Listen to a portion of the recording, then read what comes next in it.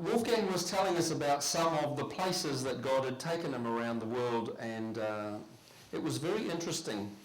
He said that in what we call the third world countries, there are three main ingredients for why God is growing or why things are happening. And it's very simple. The first one is that God's people are demonstrating healing. The second one is that God's people are demonstrating deliverance, setting people free from demonic influences.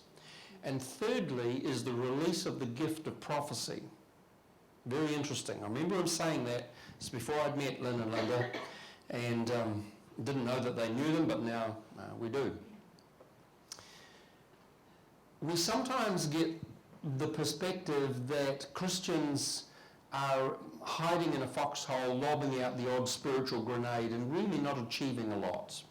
In fact, if you took your cue from the media, the secular media in New Zealand, and even some of the Christian media, you would think that the church is in decline, and that we're really becoming less and less relevant to our society. But that's not actually true. I remember attending the Vision New Zealand conference in Waikanae back in 1993, when all of the Christian denominations of New Zealand got together and decided they actually were one church. They just had different expressions. You know, some people worship God with their hands up and others protect their wallets. Okay? I don't know if you're aware of this, but at the time that conference was held, there were 3,000 churches in New Zealand, places of assembly for saints, if you like. Now there are over 4,000. Okay? At that time, church attendance in New Zealand was 375,000 people who attended with some regularity. It's now past 800,000. So it's more than doubled in about 15 or so years. You see, you're not irrelevant. Your voice may not be listened to by some with power. That's actually, they're irrelevant because Jesus is coming back for a spotless bride.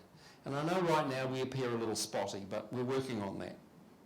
And that's partly why you're here tonight, I believe. But God's doing things in other countries. In Guatemala and El Salvador, 74% of both those nations are born-again Christians. 3/4 just on. And do you know what they did? They went round knocking on doors. There are two kinds of people who live in Guatemala. Those who are born-again Christians and those who are about to be. Which one are you?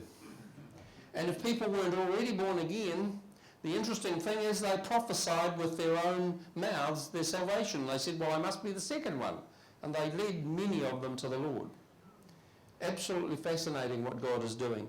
There are more people in Latin America, that's from Mexico right down to the bottom of Chile, who go to an evangelical, charismatic or Pentecostal church on an average Sunday than go to Mass. By quite a margin now. It's caused a major shift in the whole of what we call Latin America. In Uganda, some of you may be aware of the president there. He's been there for some years. His wife is born-again, spirit-filled woman. He's born again, but I'm not sure that politics haven't influenced some of his decisions.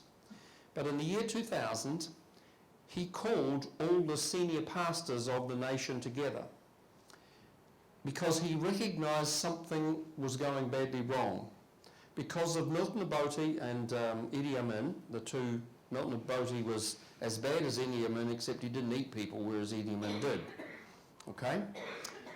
Both of them were real butchers in a sense. Milton Obote died when I was in Africa last year, so that's another one gone. But they left a nation in a real mess in many, many respects.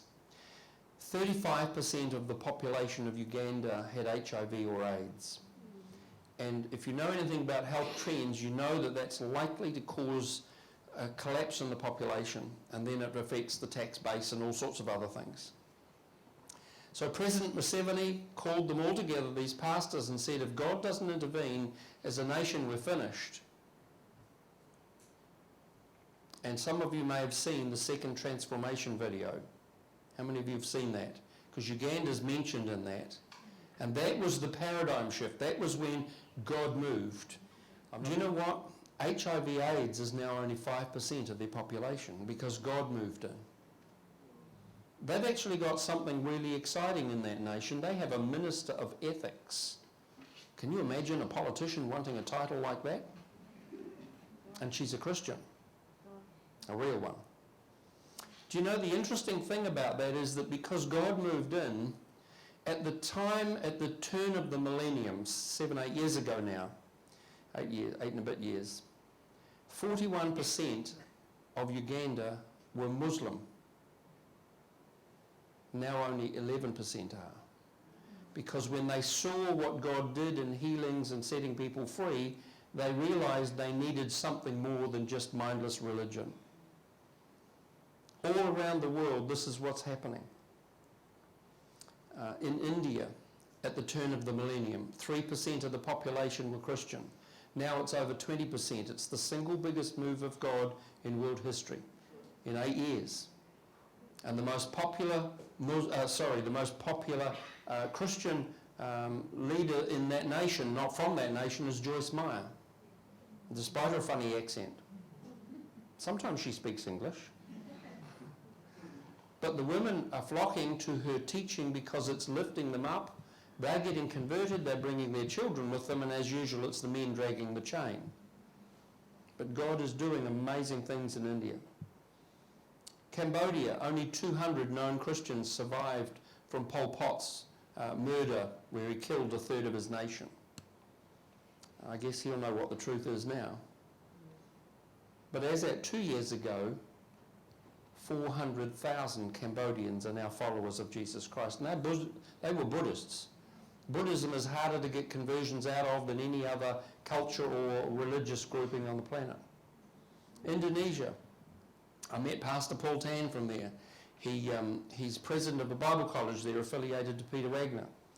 And I met him actually at Peter Wagner's house a couple of years ago.